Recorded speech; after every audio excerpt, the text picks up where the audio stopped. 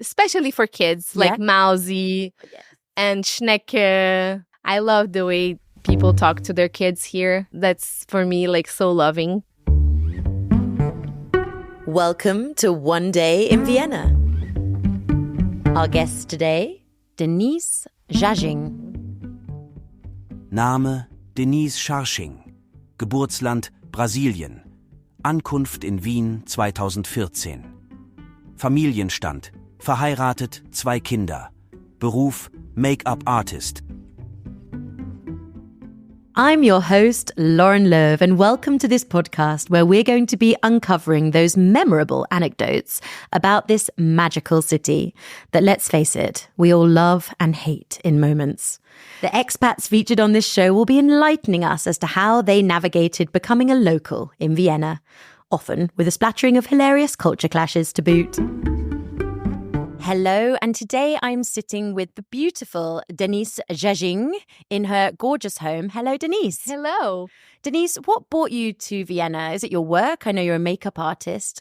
No, I came to Vienna because of my husband. He got a job offer here, and then that's it. And when was that? 2014, end of 2014. From Brazil, I could imagine that was quite a shock. Yes, well, we lived before in Switzerland. We went to Switzerland for 1 year for him to do his master's. And then that's where he got the job offer to come to Vienna. And do you love Vienna? I love Vienna. What are your favorite places? What are the places in the city that make your heart race? There are some, but I love Luxembourg. Yes. Especially now with kids. I think this is a place we always love to go and rent the boat and, you know. Schloss Laxenburg ist ein wunderschöner Ausflugsort in der Nähe von Wien. Es ist bekannt für seine historischen Gebäude und weitläufigen Parks.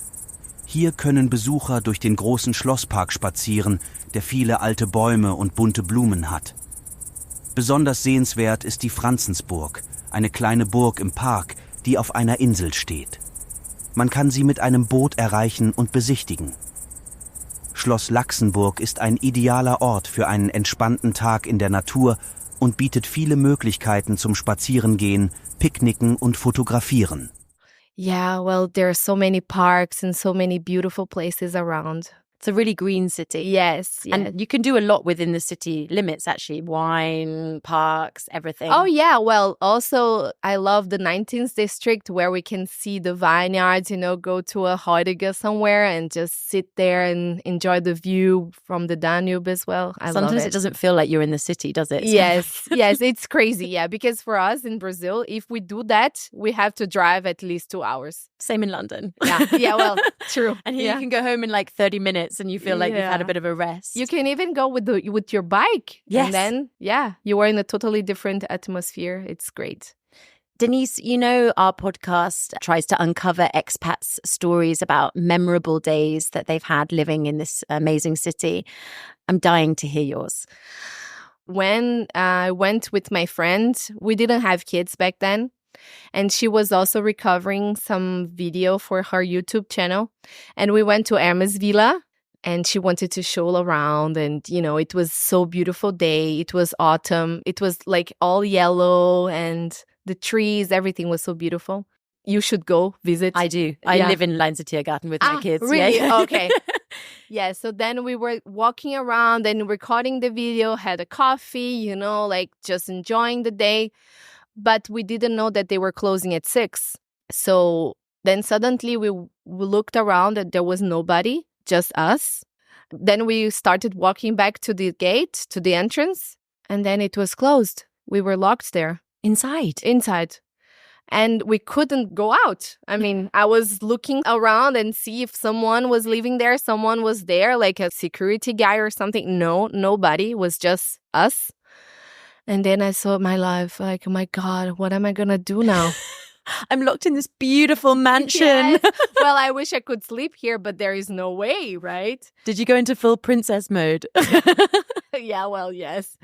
Then we just start like finding some bench, you know, something to come closer so we could jump. What we did. And then we jumped. It was crazy because from the other side, I'm so afraid of height. And I was like, how am I going to do this?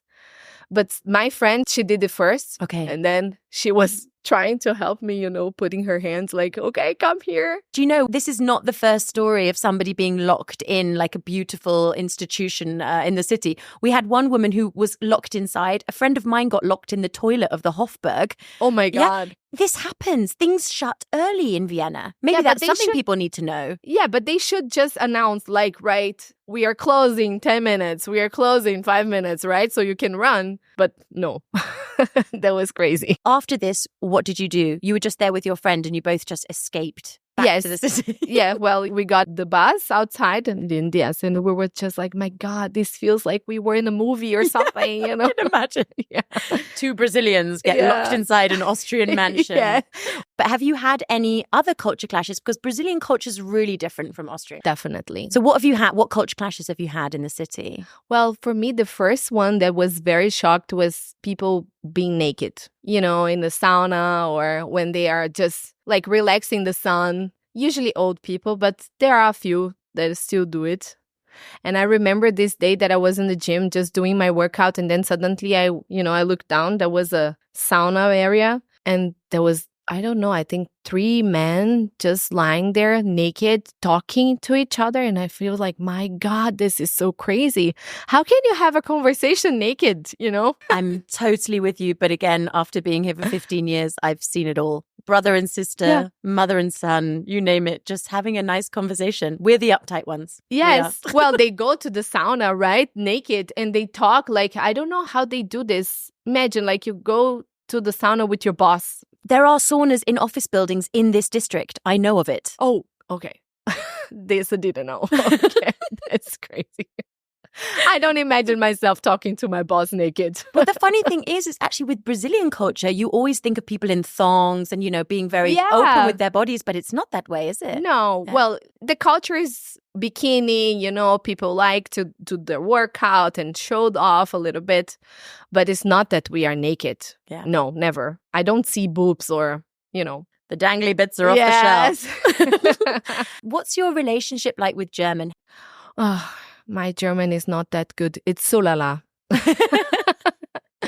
I can understand mostly, but I cannot have a conversation like I'm having with you, But I can talk to the teachers in the kindergarten. I can order something or I can call someone, But for me, German is, I don't like the language, I must say. I think it's hard and the people speak very loud, But I just think that it's very logical. Yeah, you're right. Yeah. It's very logical. You have the word for everything and then you collect them together and then suddenly is another word which makes a lot of sense.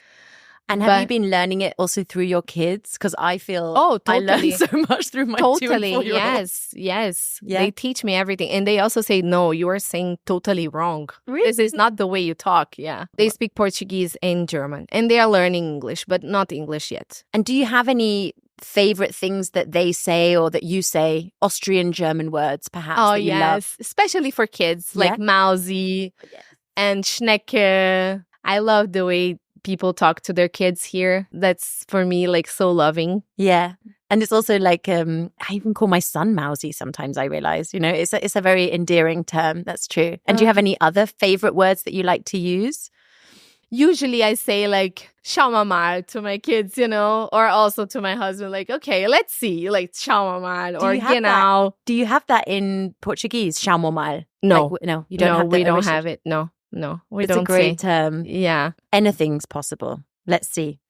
And Denise, what tips or advice would you give a fresh expat who's just moved to Vienna? What do you wish someone had told you before you moved here? Well, I think there are a lot of things in Vienna. Vienna is great and I love living here. And I always imagine myself living here in the future, you know.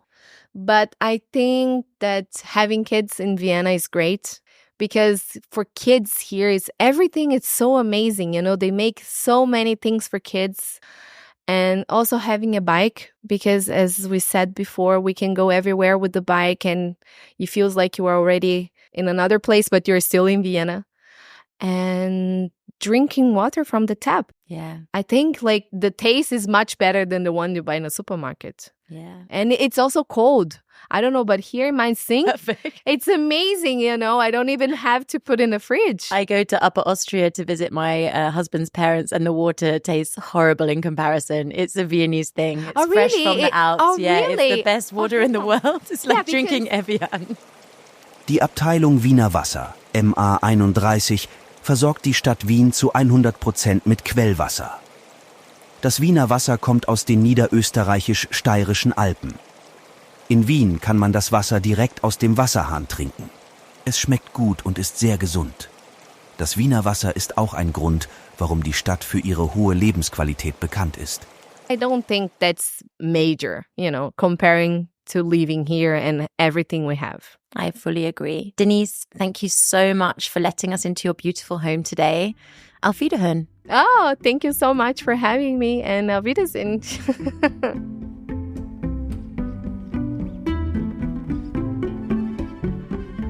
You love Vienna too and want to learn German? Innis Vienna will get you there. Vienna's best language school offers a variety of courses and trainings at different levels, at different times, and at different intensities.